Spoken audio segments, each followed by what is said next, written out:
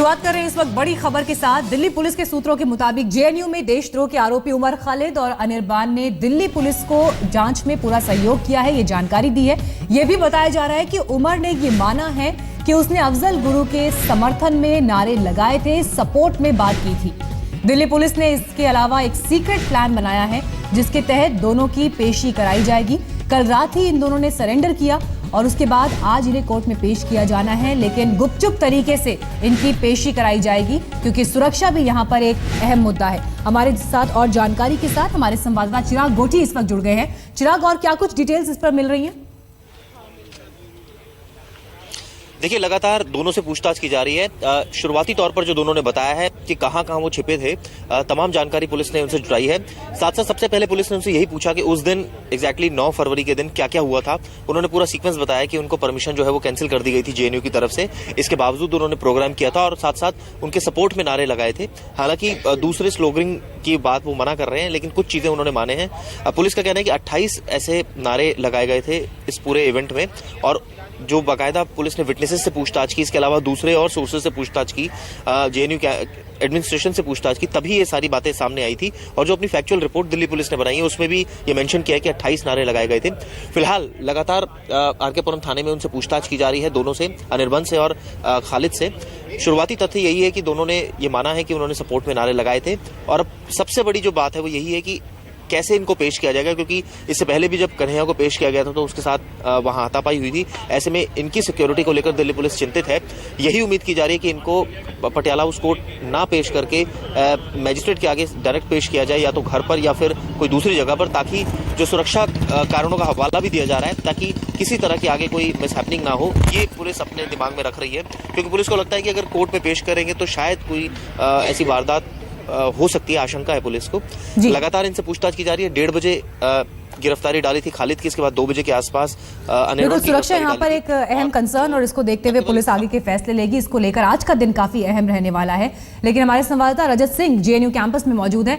रजत, 2 लोगों ने बेशक सरेंडर कर दिया है, लेकिन 3 आरोपी अब भी वही हैं, और इस बीच क्या कुछ आगे वो सोच रहे हैं? सरेंडर करेंगे या फिर पुलिस कोई एक्शन लेगी? जेएनयू कैंपस में क्या इस वक्त चल रहा है?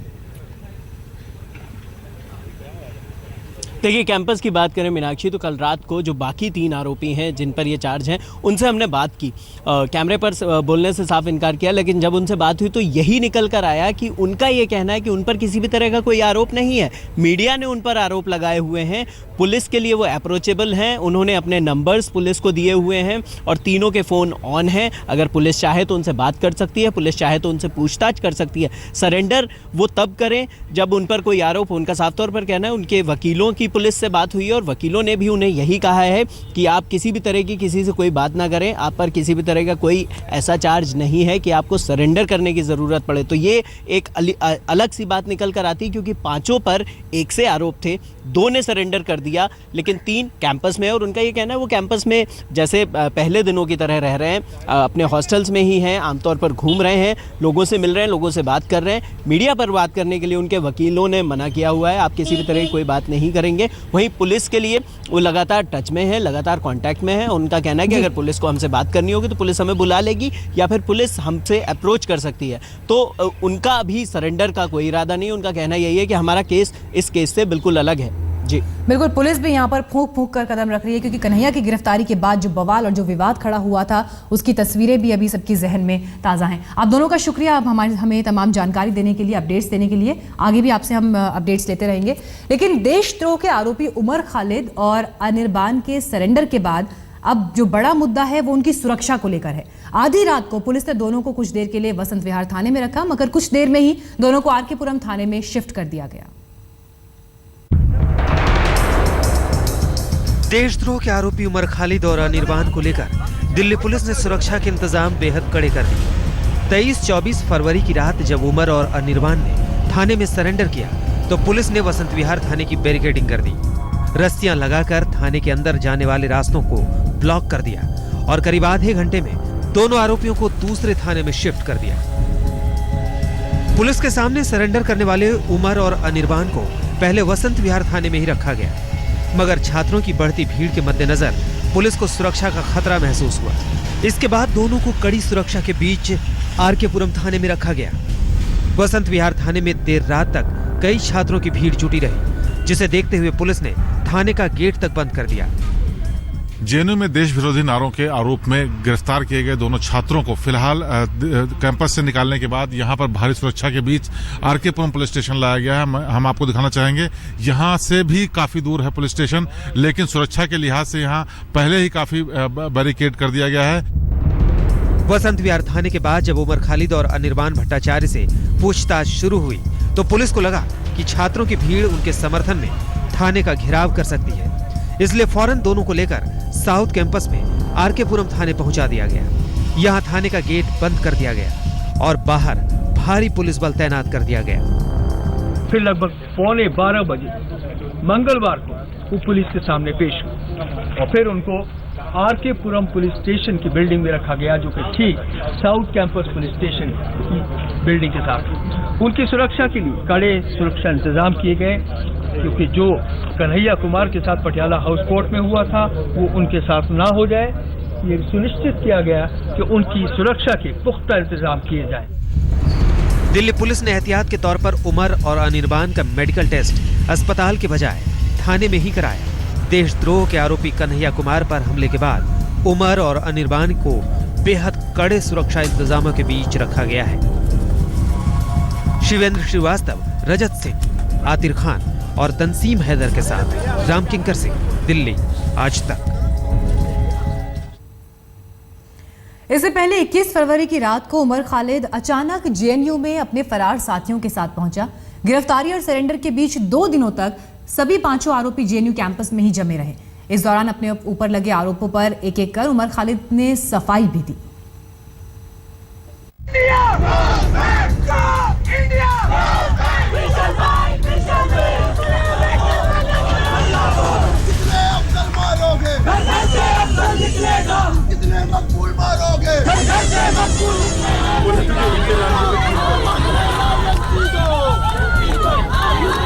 देशद्रोह वाले नारों पर मचे बवाल के बीच उमर खालिद जेएनयू कैंपस में अचानक प्रकट हुआ।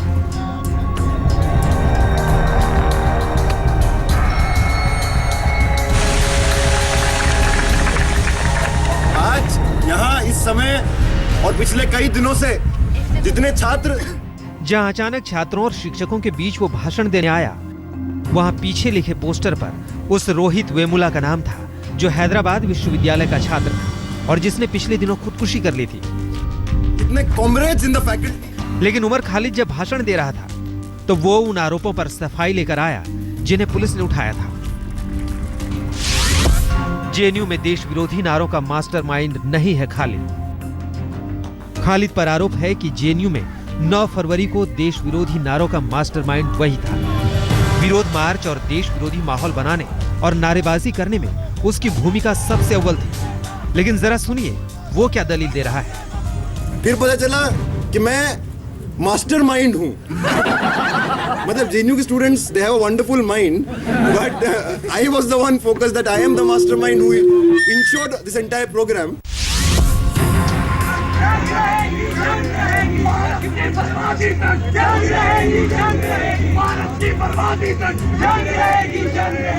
जेएनयू में भारत की बर्बादी और टुकड़े करने के नारे लगाने वाले सवाल पूरे देश में बवाल बनकर उठे। जाधवपुर यूनिवर्सिटी तक इसकी गूंज गई। जब कश्मीर ने मांगा, मणिपुर भी बोली। लेकिन खालिद ऐसे आरोपों से भी खुद को अलग करता गया।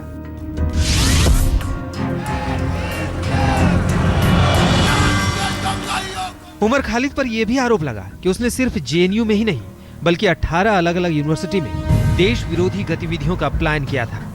10 दिन के लुका छिपी के बाद सामने आया तो खालिद इसका मजाक बनाने लगा।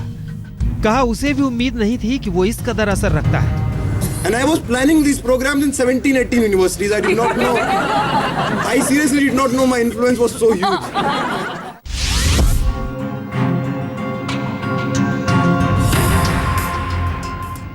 उमर खालिद पर आरोप है कि उसने एक हफ्ते में 800 कॉल किए थे।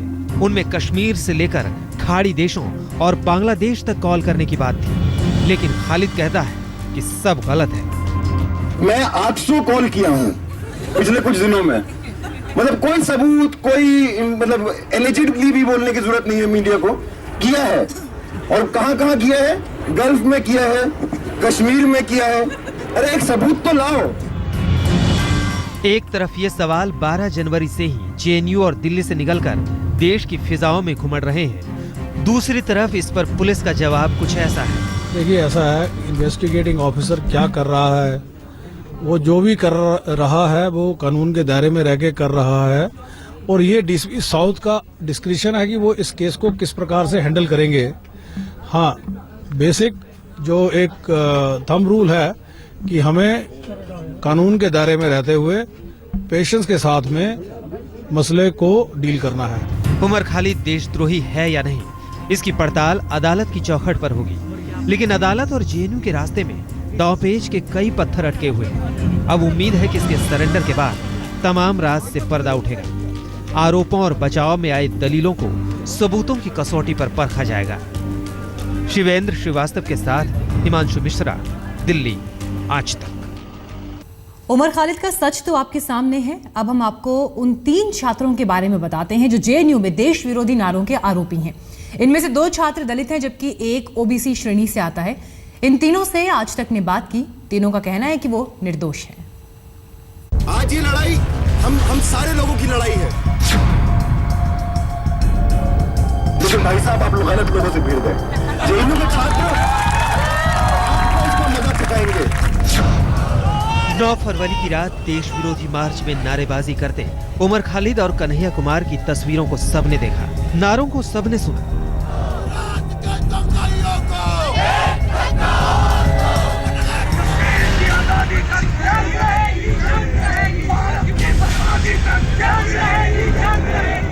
लेकिन इस भीड़ में शामिल कई चेहरों पर से पर्दा उठना बाकी है। पुलिस का दावा है कि इस भीड़ में शामिल एक एक देशद्रोहियों की पहचान हो गई है। कन्हैया जेल में है तो उमर खालिद और अनिर्बान भट्टाचार्य ने मंगलवार देर रात सरेंडर करने में ही भलाई समझी। यानी अभी तक 3 आरोपी सलाखों के पीछे पहुंच गए हैं।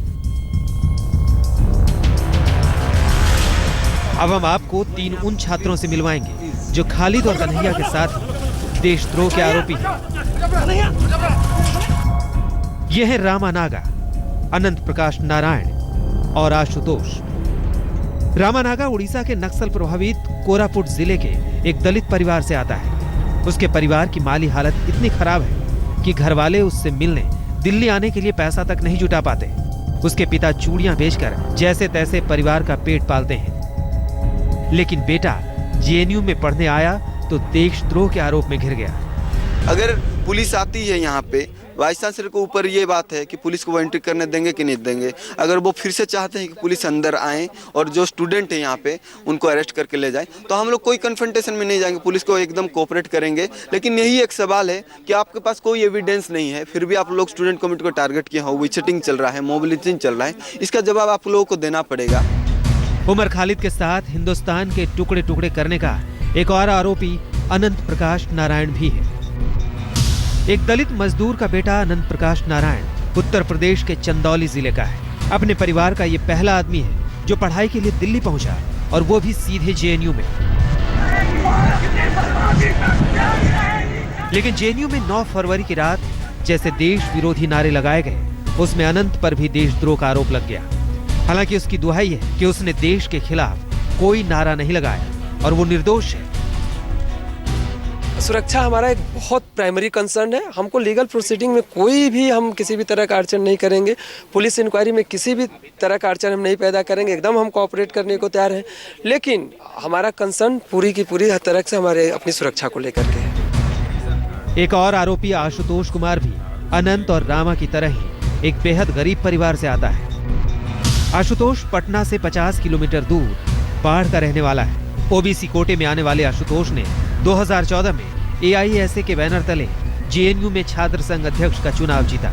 लेकिन इसकी छात्र राजनीति 9 फरवरी की रात उस मोड़ पर चली गई जहां वो छात्र नेता से देशद्रोही के कतार में खड़ा दिखा।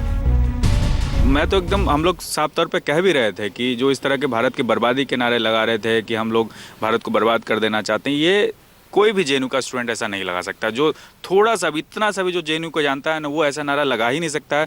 उसको ना तो लेफ्ट होने की ज़रूरत है, ना बाकी संगठनों के होने की ज़रूरत है। 10 दिन तक फरार रहने के बाद अचानक जेएनयू में प्रकट हुए ये छात्र अब कानूनी लड़ाई के लिए तैयार हैं। इन्हें अब अपनी बेगुनाही साबित करनी है।